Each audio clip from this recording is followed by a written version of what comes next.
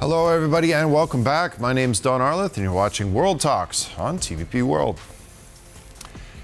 Ukraine has been putting serious sanctions on Russian oil, even as the U.S. has removed them, and the shutdown of the Strait of Hormuz has sent global oil prices skyrocketing. This may be the most effective way to starve the Russian war machine of badly needed funds to keep the war in Ukraine going. Although Ukraine has cut off Russia's ability to export about half of its oil in recent months, the doubling of the price of oil has not helped Ukraine starve the Kremlin of money. Now, joining me to discuss the impact these strikes are having is Victoria Voytsitska, energy expert at the International Center for Ukrainian Victory. Hello, and thank you so much for joining us on World Talks. Thank you for having me. Pleasure to be with you. Yes, now we've seen these devastating attacks on major ports and oil infrastructure in the Black and Baltic Seas. How much of this damage will be long-term, and how much do you think will Russia be able to somehow repair it within a short term and bring it back online? Indeed, Ukraine is applying unprecedented strategy of attacking key energy ports of Russia in both Baltic Sea and the Black Sea, where in case of Baltic Sea, we're talking about 50% of Russian crude oil exports, and when it comes to the Black Sea, is 30%. We been quite successful in really causing major damage to those assets that are providing Russia with the so needed for the Russian war machine revenues from the sale of crude oil on the international markets. And the impact is can be compared with billions of dollars of losses per week. And the last night, as was already mentioned, Ukrainian drones have successfully targeted the key element of the port infrastructure in Sheikh Sari's port in Black Sea, through which 30% of exports are going.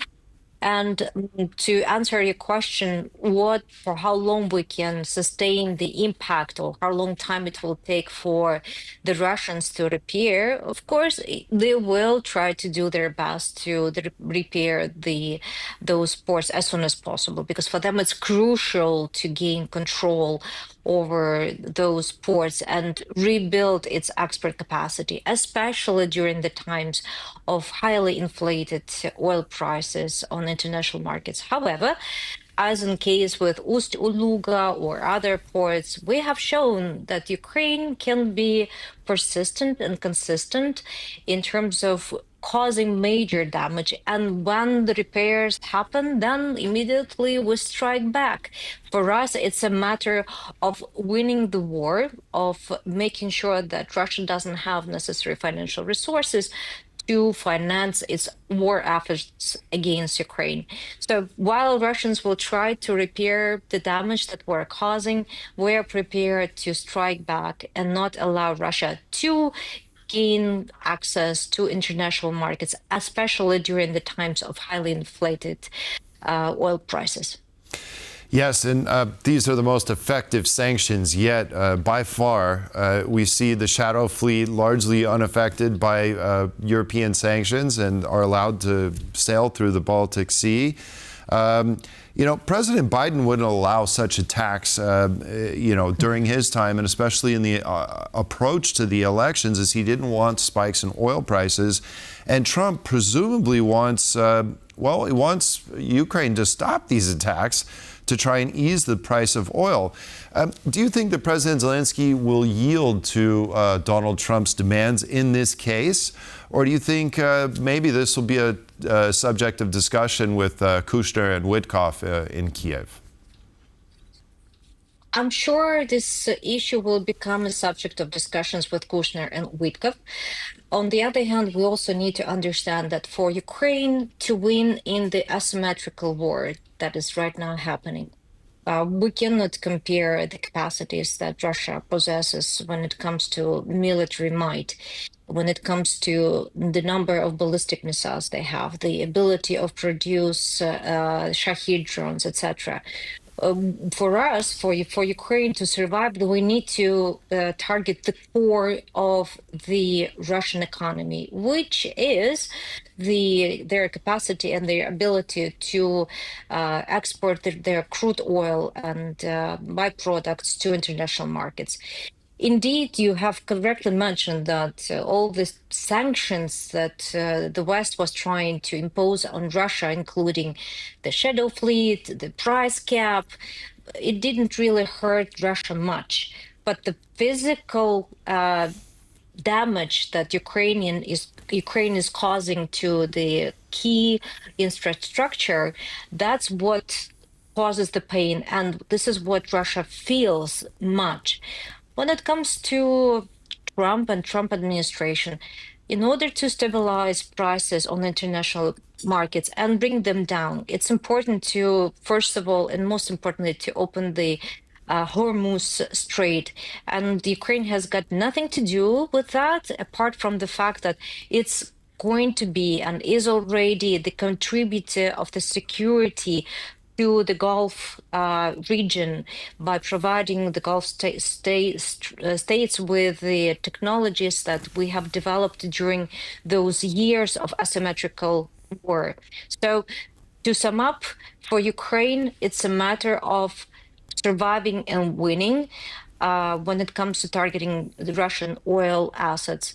For the international markets, it's most crucial, most important. 20% of the international market depends on the ability to export oil, crude oil, and other products through the Strait of Hormuz. And it is directly related to the strategy that the United States is developing and implementing in that region. Yes, let's get to that. Let's talk about the Strait of Hormuz because Ukraine, we know Ukraine never possessed much of a navy, yet it wreaked absolute havoc on the Black Sea fleet. It has asymmetric know-how. And Ukraine has also proposed to help the United States open the Strait of Hormuz when every other American ally has refused to do so. Tell me, what can Ukraine offer the United States in terms of trying to open the Strait of Hormuz? And why do you think the U.S. is balking or not treating this offer very seriously? Ukraine has an experience of implementing quite successfully measures to protect the grain corridor for the export of Ukrainian grain through the Black Sea. And we also need, of course, to remember that this corridor was implemented and is being implemented thanks to the support from the United Nations. It was widely supported by international community. However, when it comes to physical protection on the sea and from the air, that's the capacity that's being used that were developed in Ukraine and are provided by Ukraine. So based on this particular experience, we can share the strategies and tactics with the countries that are dependent on access to the safe passage through the Strait of Hormuz, first of all. Second of all, as we have seen, the war in Iran, one of the major contributed to the situation where it's quite destabilized are the use of Shahid drones by Iran when they're targeting both the tankers, the ships, and the assets of the neighboring Arab countries. And we have know-how, we have agile approach to the drone technologies and to air defense systems, because it's not just about drones, it's about the entire complex of solutions to protect the required assets from the possible risks and attacks. And this is what we've been doing already. We are helping the Gulf states to build a comprehensive deterrence air defense system that would protect those assets from the attacks from Iran in form of Shahid drones. When it comes to the US, I think it has two dimensions to answer your question, this issue. The first one is the personal for President Trump to admit that the United States, the mightiest, the greatest country in the world, especially when it comes to military might, that they don't have the required knowledge and equipment and military solutions for the challenges that countries are facing with Iran war. For him, it's unacceptable. He cannot actually admit it, on the one hand. On the other hand, Ukraine not just is really has this agile approach where the technologies, the solutions are changing not in the matter of months and weeks, but in the matter of hours. This competitive advantage that we have, American weapons producers don't have them yet.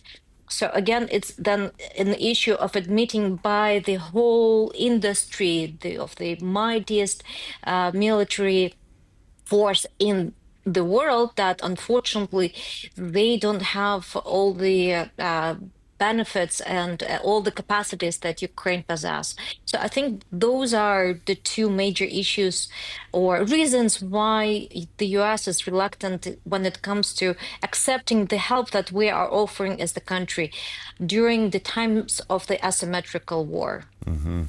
Yes, and it could possibly be money as well. Americans like to sell very expensive weapon systems to take out, $30,000 Shahed drones. So that could be a factor as well. Well, I think it's absolutely amazing what Ukraine is doing there, and I think Europeans and Americans need to definitely take note of all the progress that's been made there. I want to shift the focus now to Hungary, accusing Ukraine of planting explosives on a key gas link between Serbia and Hungary. The opposition in Hungary says that this is a false flag operation ahead of elections. Would Ukraine undertake such an operation? And is it likely that this is orchestrated by Russia as exactly a false flag operation trying to, place Ukraine in the blame? It's most probably orchestrated by Russians. Ukraine has got nothing to do with it. Our Foreign Affairs Ministry has already made a clear statement that Ukraine has got nothing to do with this particular case, as it has got nothing to do with other cases of sabotage of key critical energy infrastructure, and not only also the communication cables that were targeted during especially the last couple of years in Europe. So let's be absolutely honest, Ukraine wouldn't benefit anything. I mean, there would be no benefits for Ukraine to orchestrate such an insane attempt on one of the major pipelines in Europe. Second of all, I think we also need to remember and look at the timing when such things are happening. They're happening just a week before the presidential elections in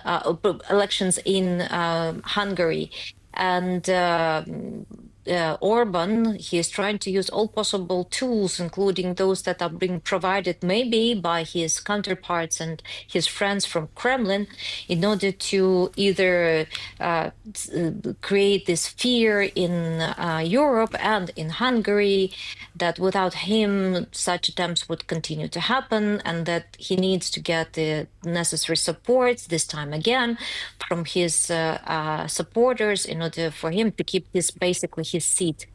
So I wouldn't look at it from the perspective of just an ongoing plans of causing major disruptions towards the European energy infrastructure, but I will look at this particular case as the tool to influence the electoral process in Hungary in particular, especially take into account that the Serbian special intelligence services, they have recently also made the statement that they were warning the government of Serbia about the risks associated with possible attempts on the critical energy infrastructure, and that they need special additional protection in order to avoid such cases. Well, let's hope in about a week's time, maybe we'll have a different prime minister of Hungary, Victoria Voytsitska, energy expert at International Center for Ukrainian Victory. Thank you so much for the conversation. I very much appreciate your insight. Thank you. And that concludes this edition of World Talks. Thanks for joining us, and stay with us for more here on TVP World.